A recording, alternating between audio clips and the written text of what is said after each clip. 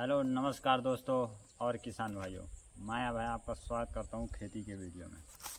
तो किसान भाइयों, आज मैं आपके साथ एक नए इन्फॉर्मेशन के साथ हूं। आज फिर मैं एक चार्ट रखा हूं अपने हाथ में और इस चार्ट में बहुत ही महत्वपूर्ण जानकारी है, जिसमें कि आपको कौन सी खाद में कितने पोषक तत्व हैं।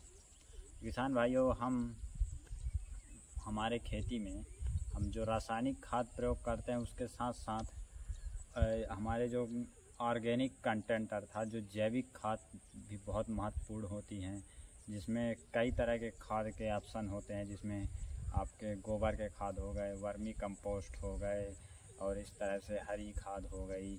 इस तरह से बहुत से खाद के जो हमारे जैविक खाद है उनके भी ऑप्शन होते हैं, लेकिन उनमें भी अगर हमको एक प्रॉपर नॉलेज होना चाहिए कि कौन से खाद में कितना जो हमारा NPK का कंटेंट है, इसमें नाइट्रोजन, फास्फोरस और पोटास, क्योंकि ये तीन तत्व बहुत ही महत्वपूर्ण तत्व होते हैं फसलों के लिए।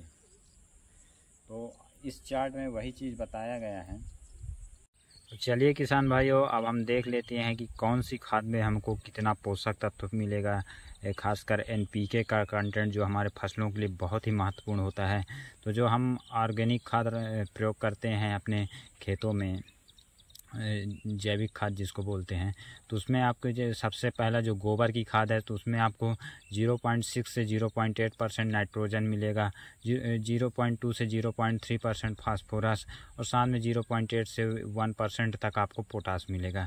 दूसरा कंपोस्ट खाद जिसका प्रयोग करते हैं हम, जैसे जिसमें गोबर और बहुत सारे ऐसे सड़ने वाले कचड़े जिनका प्रॉपर अगर कंपोस्टिंग करके अपने खेतों में प्रयोग करते हैं, तो उसमें आपको नाइट्रोजन 1.2 से 1.5%, फास्फोरस 1 से 1.2 और पोटास 1.4 से 1.0। और तीसरा हरी खाद है, ग्रीन मैन्योर, तो अगर उसका प्रयोग हम करते हैं अपने खेती में तो आपको नाइट्रोजन 0.5 से 0.7 तक मिलेगा और फास्फोरस 0.2 से % और पोटास 0.8 से 1.6%।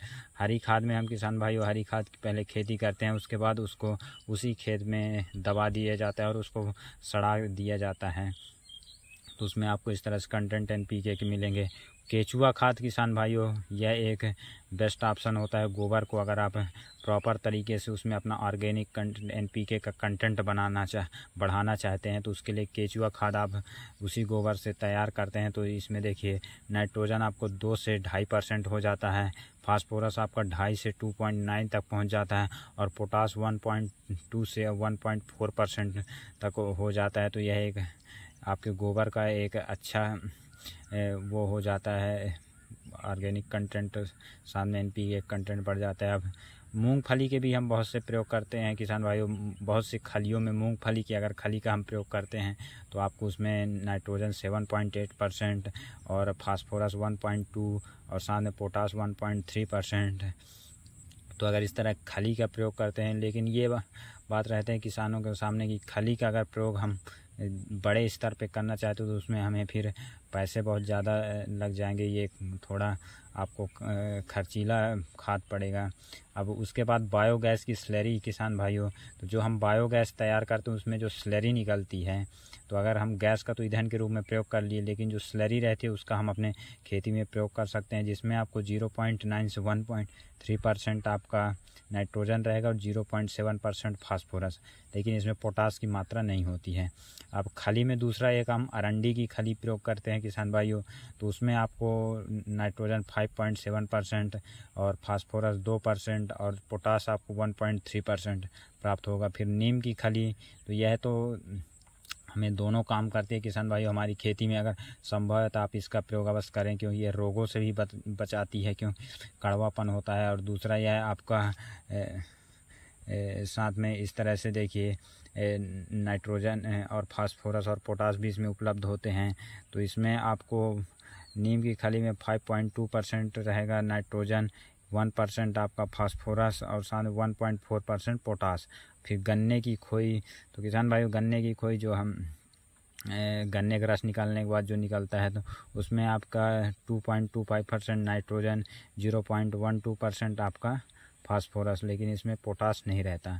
प्रेस गैंड इसमें 1.0 से 1.5% नाइट्रोजन, 4 से 5% फास्फोरस। ये प्रेस गैंड आपके फास्फोरस के लिए एक अच्छा ऑप्शन है, इसमें बहुत ज़्यादा है। और साथ में पोटास भी इसमें 2 से 7% तक है।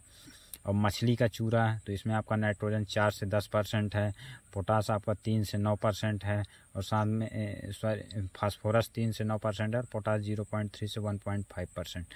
और मल जो मानव मल, इसका भी हम प्रयोग में करते हैं ऑर्गेनिक कंटेंट के रूप में। तो आपको इसमें 1.2% से 1.5% नाइट्रोजन मिलेगा, और साथ में 0.8% फास्फोरस, और आपका पोटास 0.5%।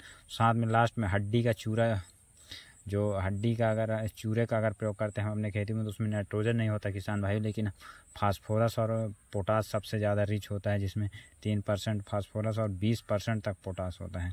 तो इस तरह से किसान भाइयों, हम अगर प्रॉपर नॉलेज रखें कि हमें कौन से ऑर्गेनिक खाद में हमें कितना परसेंटेज में मिल रहा है, तो यह चार्ट उसके लिए बहुत ही अच्छा है। हम इस चार्ट से पहले कंटेंट पता कर लें, और फिर उसके बाद अगर अपनी उपलब्धता के हिसाब से इस तरह से प्रयोग कर सकते हैं। तो आज के लिए बस इतना ही किसान भाई। ये जानकारी आपको कैसी लगी कमेंट सेक्शन में अवश्य बताएं। बहुत बहुत धन्यवाद।